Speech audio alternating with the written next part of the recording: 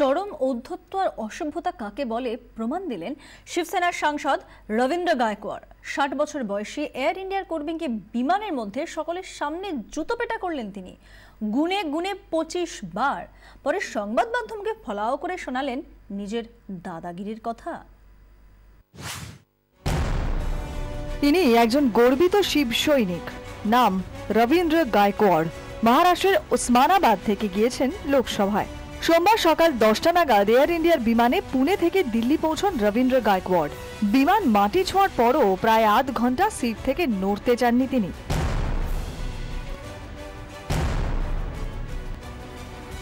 কেন এই অসভ্যতা করলেন গায়কোয়াড়?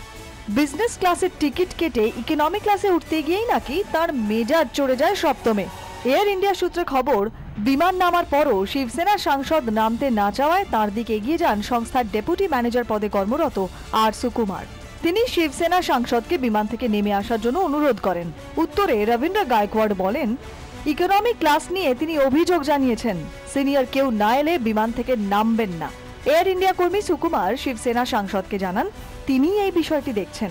এরপরই গায়কোয়াড় সুকুমারকে মারধর শুরু করেন, ছিনিয়ে নেন চশমা, ছেড়ে দেন জামা। সাংসদের মেজাজ বলে কথা, দাদাগিরি না দেখিয়ে কি থাকা যায়? ৬০ বছর বয়সী এয়ার ইন্ডিয়া কর্মী সুকুমার মেঝে পড়ে গেলে তাকে ২৫ বার জুতো পেটা করেন গায়কোয়াড়। मैंने सैंडल से 25 मारा है जी, मारा है ना। मैंने सैंडल से 25 मारा है जी, मारा है ना। बिल्कुल हुई 100%। मेरा चश्मा टूटा था। এয়ার ইন্ডিয়ার দাবি, এদিনের পুনে দিল্লি উড়ানটিকে অল ইকোনমি করে দেওয়া হয়। সে কথা আগাম জানানোর পরও শিবসেনা সাংসদ স্বেচ্ছায় বিমানে ওঠেন। সিনিয়র সহকর্মীকে সকলের সামনে জুতো পেটানোয় শিবসেনা সাংসদদের বিরুদ্ধে কড়া ব্যবস্থার দাবি করছেন ক্ষুব্ধ এয়ার ইন্ডিয়ার কর্মীরা।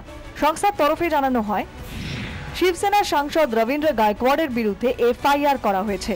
তৈরি হয়েছে একটি কমিটি। এয়ার ইন্ডিয়ার ওই কমিটি অসামরিক বিমান পরিবহন মন্ত্রককে রিপোর্ট দেবে। জুতো পিটিয়ে শিরোনামে আসাই শুধু নয়, ফলাও করে সে কথা বলার পর মাতশ্রীতে ডাক পড়েছে গায়কোয়াড়ের। উদ্ধব ঠাকরে কি ভেবে দেখবেন কাদের তিনি পাঠাচ্ছেন সংসদে? ব্যুরো রিপোর্ট, 24 ঘন্টা।